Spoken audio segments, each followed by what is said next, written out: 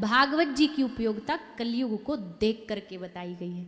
क्यों? यहाँ की वाणी सहज है। वेद भगवान की भाषा, वेद भगवान की आज्ञा बड़ी क्लिष्ट है। क्लिष्ट मतलब साधारण जन जगत के लिए उपयोग कर पाए न कर पाए बड़ा मुश्किल है। वेद भगवान हमसे कहें कि भैया संसार की सब मोह बंधन माया त्याग करके गुफा में जाकर के भजन करना शुरू कर दो, तो कल से तो हम कथा में ना आए कथा सुनने के लिए। संसार छूटना हमारे लिए कोई हंसी खेल है क्या? संसार छोड़ने की बात करते हो? हमसे 2 इंच की सिगरेट नहीं छोड़ी जाती, बीड़ी तंबाकू नहीं छोड़ा जाता, अजी प्याज लहसुन नहीं छोड़ा जाता। लोग उसके चक्कर में गुरु नहीं बनाते कि प्याज छोड़नी पड़ेगी, गुरुजी बाद में बना लेंगे। आधे लोग कंठी इसलिए नहीं धारण करते क्योंकि प्याज खाते हैं। बताओ, अब कोई प्रॉफिट का कोई काम करे तो बात समझ में भी आए। कोई तुम किसी बड़े भयानक अद्भुत कोई खजाने के लिए अगर कंठी धारण करना छोड़ो तो हमें बात समझ भी आती है। चलो भैया बहुत पैसा बचाना था इनको, इसलिए इसके कारण ये बेचारे गुरु नहीं बना रहे, कंठी नहीं। किसके लिए गुरु नहीं बना रहे? प्याज नहीं छूट रही, उसके चक्कर में गुरु जी नहीं बना पा रहे। हद हो गई। इससे बड़ा लॉस क्या हो सकता है जीवन में? कितने बड़े घाटे में जी रहे हो आप। लोग प्याज लहसुन नहीं छोड़ पाते, फिर तुम उनको ज्ञान का उपदेश दो कि मोह माया त्याग के भजन करो। तो भैया ऐसे में तो फिर हमारा उपदेश हमारे लिए भी, आपके लिए नहीं, हम अपने लिए भी कह रहे, फिर तो सर के ऊपर से ही जाएगा। कोई सहज सरलता का उपाय जिसमें भगवत प्राप्ति भी हो जाए और भगवान की प्राप्ति भी हो जाए, और जो जो व्यवहार चल रहा है थोड़ा थोड़ा ये भी चलता रहे, ऐसा उपदेश भागवत जी ने दिया है जो साधारण जगत के लिए। तभी तो यहाँ कथा में देखो बच्चे भी आ जाते हैं, युवा भी आ जाते हैं, बूढ़े भी आ जाते हैं, क्योंकि ये भागवत सबके लिए एकदम सटीक बैठती है, सबके लिए उपयोगी बैठती है। ऐसी भागवत सूत जी सुना रहे शौनकादि ऋषियों को। भागवत का महात्म्य सुनाया। देवता आए अमृत का कलश लेकर के, देवताओं को वापस लौटा दिया गया, क्योंकि तुलना तो बराबरी में होती है ना। वसुधा को कथा लोके को कांच को अमनिर्महान, तात स्वर्ग अपवर्ग सुख धर ही तुला एक अंग, तूल नता ही सकल मिल जो सुख लव सत्संग। सत्संग की महिमा देखो भैया।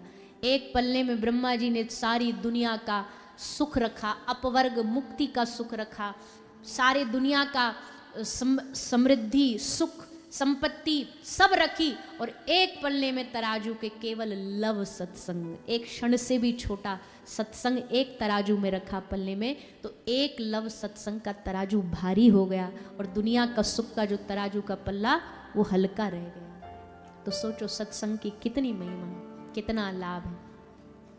आप हम सबको तो सहज में मिल जाता है, पर क्या करें, मुफ्त की चीज मिल जाती है ना हमें, तो हम उसका वैल्यू भूल जाते हैं, हम उसकी वैल्यू नहीं रहती मुफ्त की चीज की। पर भैया ये मुफ्त नहीं है, ये आपको जो मिला है ना, ये फ्री नहीं मिला है, आपको मुफ्त नहीं मिला है। कैसे मिला है?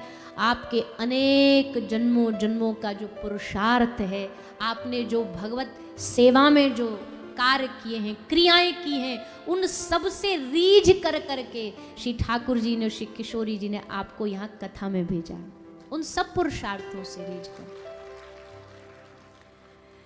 तब सत्संग सुनने का मन होना ही कृपा है सबसे पहली। तो आ गए कथा में वो तो सेकेंडरी है।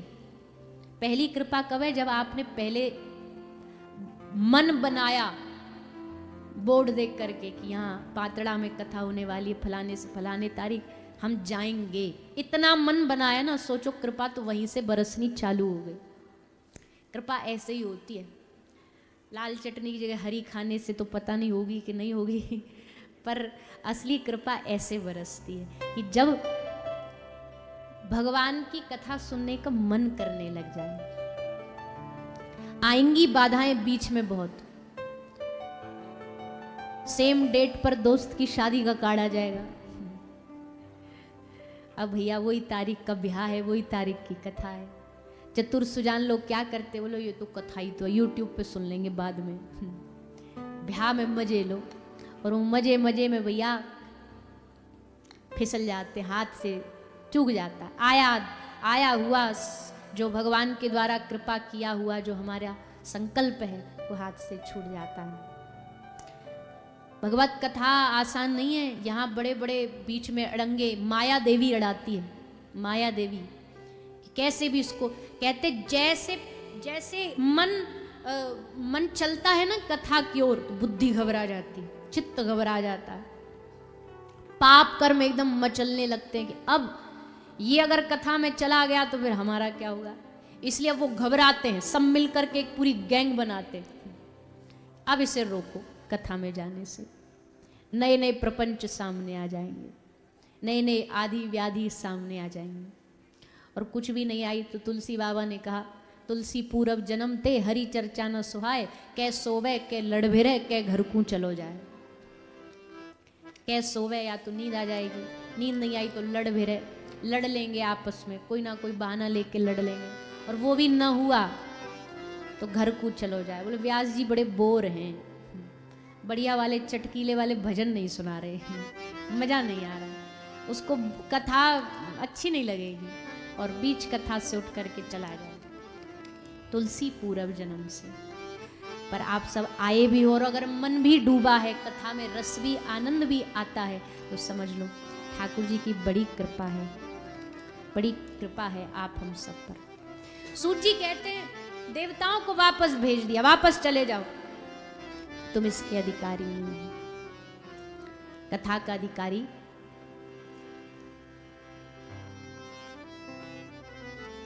शांत मन से आएगा, बैठेगा आराम से, भाव से कथा सुनेगा, नाम संकीर्तन करेगा, गाएगा, नाचेगा, रोएगा, हंसेगा, ये सब भाव उसके कथा में प्रकट होंगे। क्योंकि कथा एक पूरा इमोशंस का पूरा एक पैकेज है। यहाँ खुशी भी मिलती है, यहाँ पश्चाताप के अश्रु भी आते हैं, यहाँ भगवत मिलन की लालसा भी पैदा होती है, यहाँ कभी कभी अपने कर्म अपने पाप भी याद आते हैं, तो कभी यहाँ ठाकुर जी की याद भी आती है। कभी कभी मन भागेगा भी, उछलेगा भी, मचलेगा भी, पर आप डटे रहें, लगे रहें। जैसे अभी हम थोड़ी देर पहले बच्चों के लिए कह रहे थे ना, बच्चों को शांत करना है तो क्या करना चाहिए। मैया ने एक सा लालच दे देती है, अब बेटा चिंटू चुप बैठ जा, कथा के बाद तुझे चॉकलेट दिलाऊं, तो चिंटू एकदम चुप बैठ जाएगा। कोई गाड़ी उनकी मन पसंद की कोई काम करवाना हो, उनको बोल दो ये दिला देंगे।